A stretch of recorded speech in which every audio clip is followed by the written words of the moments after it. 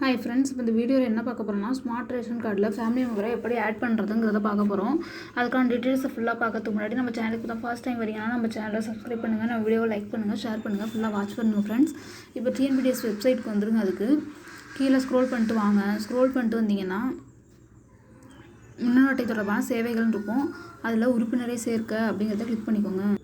அடுத்து கைபேசி எண்ணை கேட்பாங்க. கைபேசி எண்ணை உள்ளிட்டு கேப்சாவை கொடுத்துட்டு பதிவு செய்யன்னு கொடுங்க. மேலே டீட்டெயில் கொடுத்துருப்பாங்க. பதிவு செய்யப்பட்ட பயனாளர்னு போட்டு குடும்ப அட்டை இணைக்கப்பட்டுள்ள தங்கள் 10 இலக்க கைபேசி எண்ணை உள்ளிட்டு பதிவு செய்ய அழுத்தவும். அதிலே கொடுத்துட்டு பதிவு செய்ய அழுத்தவும். நீங்கள் கேப்சா குறியீடு உள்ளிடுவதற்கான வழிநடத்தப்படுவீர்கள்.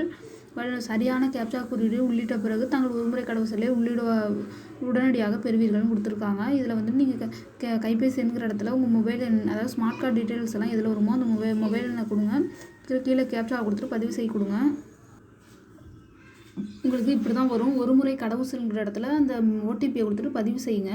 நான் ஓடிபியை கொடுக்குறேன்.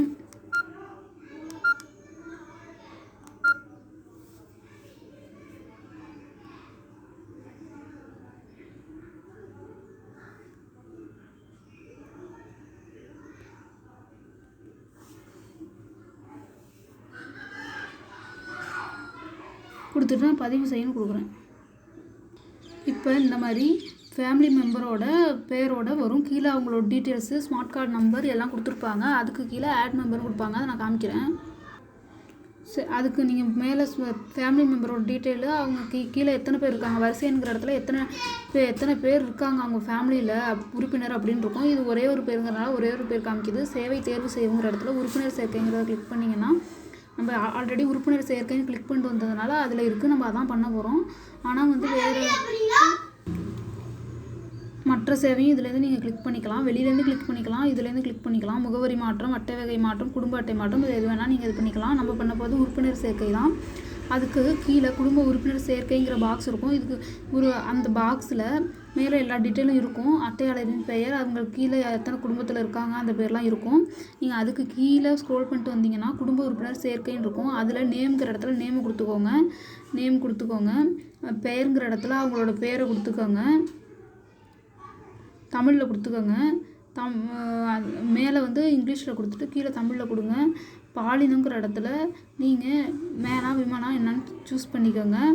சூஸ் பண்ணிவிட்டு உறவு பிறந்த தேதிங்கிற இடத்துல நீங்கள் வந்து இயரை நீங்கள் செலக்ட் பண்ணிட்டு மந்த்தை செலக்ட் பண்ணி அப்புறமா நீங்கள் வந்து டேட்டை செலக்ட் பண்ணுங்கள். செலக்ட் பண்ணிட்டு உறவு முறைங்கிற இடத்துல அவங்க குடும்பத் தலைவருக்கு என்ன உறவு முறைன்னு தேர்ந்தெடுத்துக்கோங்க.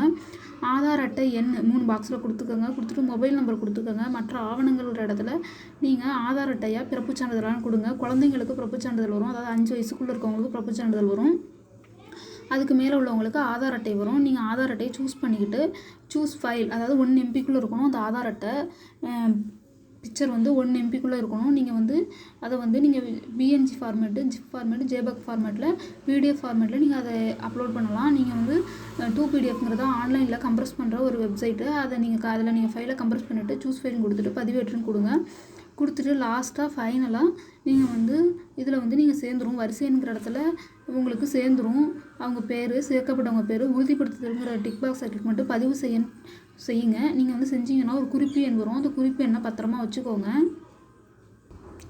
நீங்கள் இப்போ ஃப்ரண்ட் பேஜுக்கு வந்துடுங்க. முகப்பூவை கிளிக் பண்ணி ஃப்ரண்ட் பேஜுக்கு வந்துட்டிங்கன்னா இந்த இடத்துல கீழே ஸ்க்ரோல் பண்ணிட்டு வந்தீங்கன்னா உறுப்பினரை சேர்க்க நம்ம கிளிக் பண்ணி போனோம் இல்லையா, அதில் கீழே அட்டை தொடர்பான சேவை நிலை அறிய அப்படின்னு இருக்கும். அதை நீங்கள் கிளிக் பண்ணிக்கோங்க.